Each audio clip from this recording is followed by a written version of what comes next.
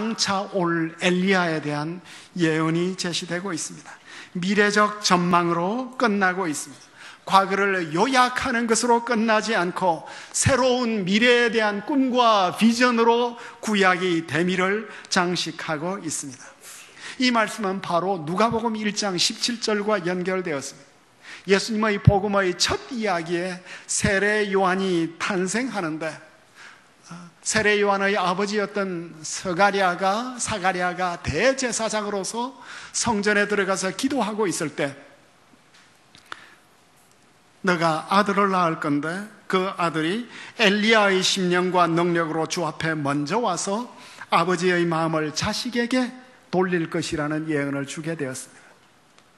이 말라기에 제시된 장차 올 엘리야는 바로 세례 요한을 가리키는 것이었습니다. 세례 요한은 와서 큰 회개의 세례를 베풀었습니다. 많은 사람들이 세례 요한의 삶과 세례 요한의 말씀을 듣고 그의 인생의 패러다임이 바뀌는, 삶의 존재 모두가 바뀌는 회개의 경험을 갖게 되었습니다. 과거에 있었던 모든 무질서한 애착을 버리고 진정한 사랑의 삶으로 전환하는 이런 회개의 세례가 요한을 통해서 이루어졌습니다.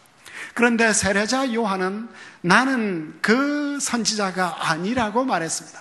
예수님도 세례 요한이 말라기가 예언한 그 선지자라고 말해 주었는데, 장차 올 엘리야는 세례 요한이라고 말했는데 요한은 정작 나는 그 선지자가 아니라고 말했습니다. 그리고 내 뒤에 나보다 더 능력이 많은 선지자가 오는데 나는 그 사람의 신의 끈도 풀 수가 없다.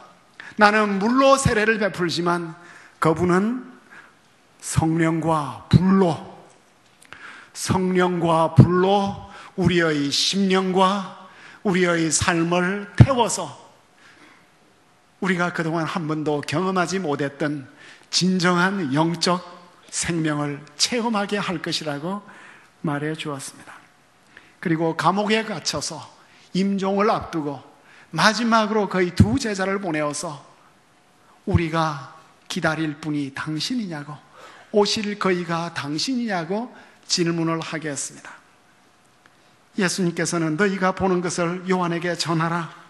맹인이 보며 못 걷는 사람이 걸으며 나병 환자가 깨끗함을 받으며 못 듣는 자가 들으며 죽은 자가 살아나며 가난한 자에게 복음이 전파되라 하면서 요한의 질문에 대해서 긍정적으로 대답하셨습니다. 따라서 말라기의 말씀은 이중적으로 성취되고 있습니다. 1차적으로는 세례 요한에게 성취되지만 궁극적으로 예수 그리스도에게 성취되고 있습니다. 이 본문에서 돌이키다는 동사가 있습니다. 이 돌이키다는 동사가 원래 히브리어로 된 구약 성경을 그리스로 번역을 할 때 70인역이라는 이 역본에서 번역을 할 때 회복하다로 번역을 했습니다. 그런데 누가는 돌이키다는 동사는 요한에게 적용을 해주고 회복하다는 말라기의 더 깊은 의미인 회복하다는 이 동사는 예수님에게 적용을 시켰습니다. 그래서 사도행전 1장 6절에서 주께서 이스라엘 나라를 회복하심이 이때니까 나라를 새롭게 하실 때가, 회복시킬 때가 지금이냐고 물었습니다. 그리고 3장 21절에 하나님이 영원전부터 거룩한 선지자들의 입을 통하여 말씀하신 바 만물을 회복하실 때까지 하늘이 마땅히 그를 받아두리라. 회복하다는 동사는 치료한다는 뜻이 되겠습니다. 물리적으로 아버지가 가정으로 돌아오는 정도가 아니라 치료받고 돌아오는 이야기를 말하고 있습니다.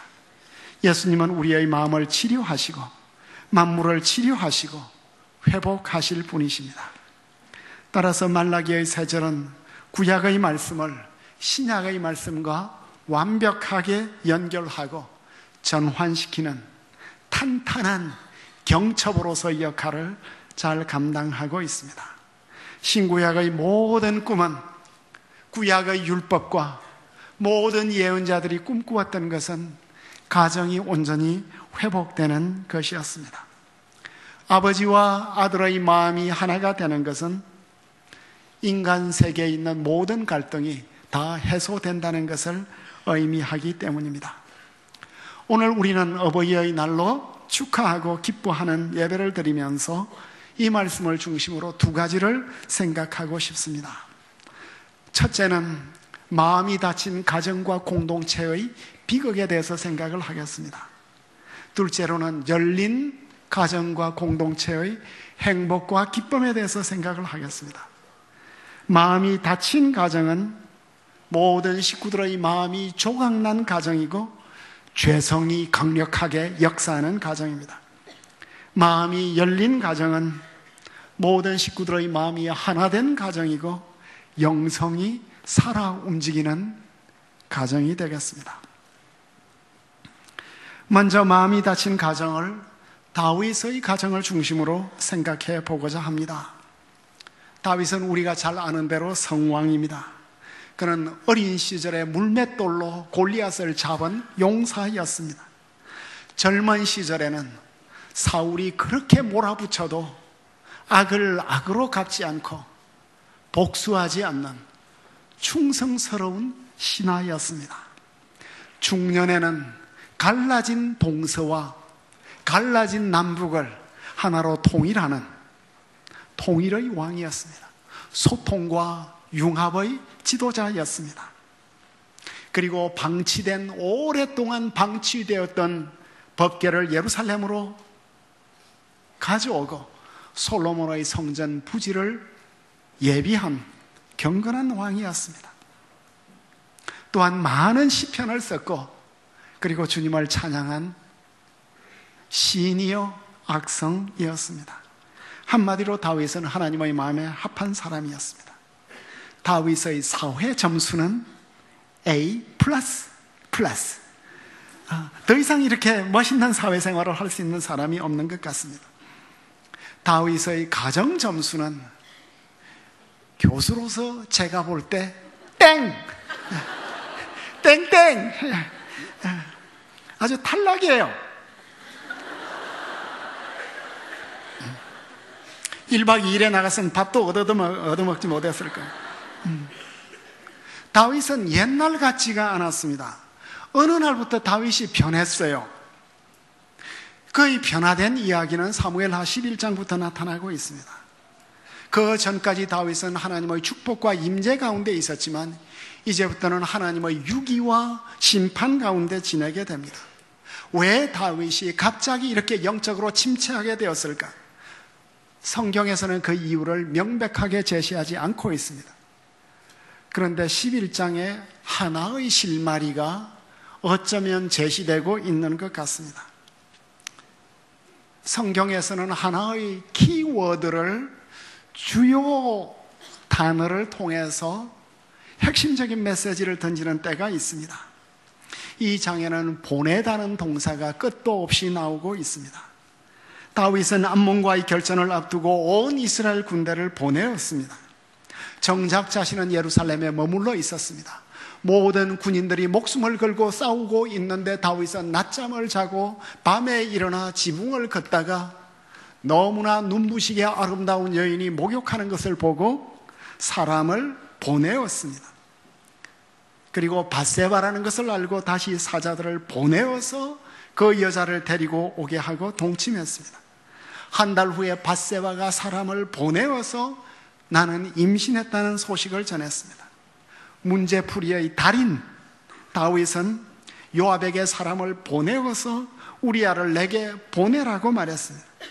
우리아는 너무나 충성스러워서 집으로 가지 않자 다음날 다윗은 우리아에게 내가 내일은 너를 보내겠다면서 술을 왕창 마시게 했습니다.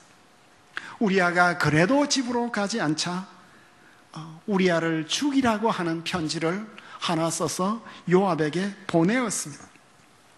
요압은 우리아를 죽게 한 이후에 전령을 보내어서 다윗에게 우리아가 죽었다고 보고했습니다. 다윗은 우리아의 장례 이후에 사람을 보내어서 밧세바를